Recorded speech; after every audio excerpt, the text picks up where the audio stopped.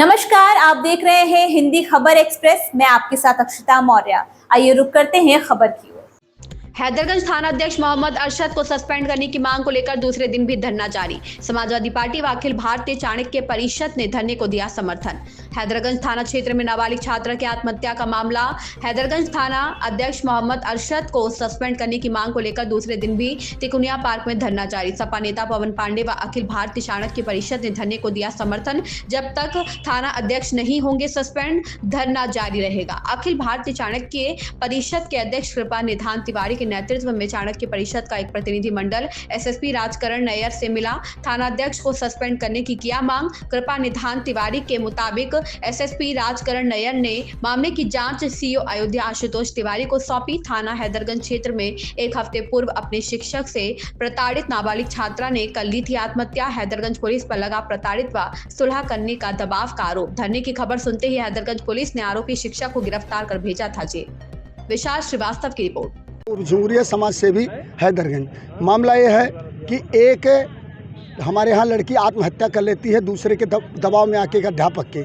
इसके बाद चलिए वो तो जो हो गया विषय हो गया, लेकिन थाना अध्यक्ष मोहम्मद अरशद के द्वारा इतना प्रताड़ित कर दिया गया उसके भाई को कि वो आत्महत्या करने के लिए लिखित सबको दे दिया है। विवश हो गए हैं। उस आत्महत्या को बचाने के लिए तब ऐसे समाज के लोग सभी लोग आ गए हैं। हमारी माताएं बहनें सब आ रहे हैं। कल से हम धरने पे बैठे हैं।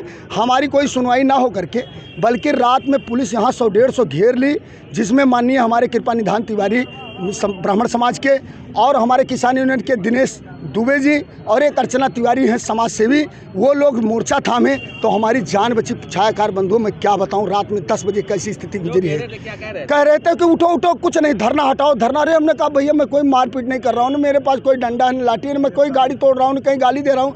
अरे हम गरीब अपनी बात ना कह पाए समाज के लिए तो भैया क्यों दबा रहे हो। लेकिन पुलिस वाले इतना दबा दिए। इसके बाद आप जान लीजिए मैं भारतीय जनता पार्टी का सच्चा सिपाही हूँ। हर चुनाव में अपनी ताकत लगा देता हूँ, आन बान शान लगा देता हूँ माननीय मोदी योगी को जिताने के लिए। लेकिन मेरे आन बान शान से नहीं काम चलने वाला है। क्यों कि जब पुलिस ही लोग आताताई हो जाएंगे, तो जब हम ऐसे जुझारू लोगों की बात एक मोहम्मद अरशद को सस्पेंड नहीं कर पा रहे हैं, जो कि इतना ताताई तमाम साबुत है, तो हमसे कहा रहा जाए 2 दिन आप समय दे दीजिए, तो फिर भारतीय जनता पार्टी कैसे चुनाव जीतेगी। गंगा जी से लेके और सरजू जी से लेके माननीय मोदी जी के सर गंगा जी तक भारतीय जनता पार्टी पुलिस के ही नाकामी से चुनाव हार गई।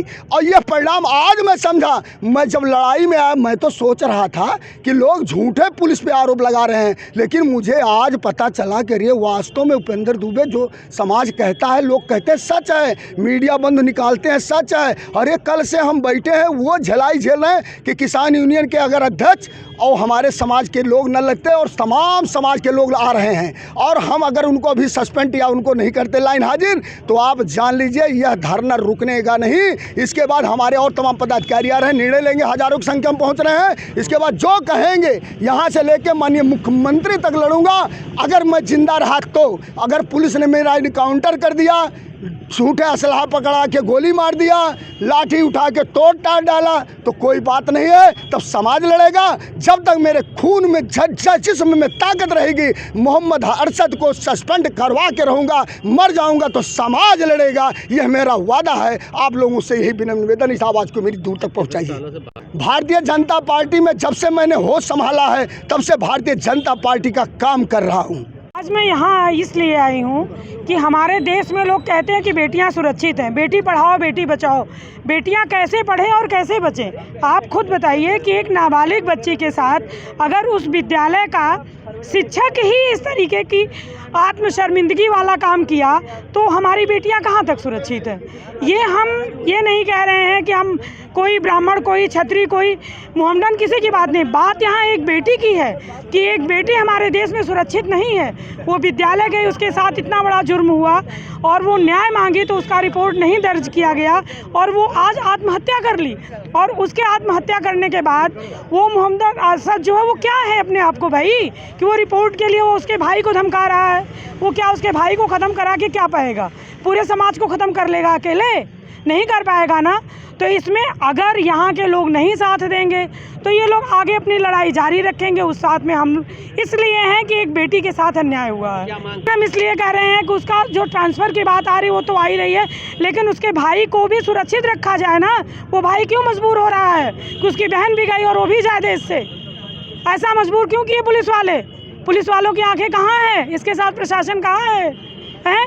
ऐसे तो प्रशासनिक अधिकारी कहते हैं, बड़ी बड़ी डिंग हाँकते हैं, बेटियां सुरक्षित हैं, कभी भी निकलें। और हम ही जैसे लोग भी ये कहते हैं कि अरे हम लोग योगी जी के राज में इतना सुरक्षित है कि रात को 12 बजे भी निकल सकते हैं। और रात की बात ही छोड़िए, दिन में लड़कियां नहीं सुरक्षित हैं। क्या नाम है आपका? उर्मिला सिंह, क्या है आप? समाज सेविका हैं, श्यामा देवी मानव सेवा संस्थान की। मैं बहुत ही अनिंदनीय है और उससे भी निंदनीय है कि समय से अगर FIR दर्ज हो गई होती है, सच्चों ने सुन लिया होता, ये घटना ही ना होती, वो नाबालिग बच्ची को न्याय मिल जाता, सुरक्षा मिल जाती और जो है वो आत्महत्या करने के लिए मजबूर ना होती।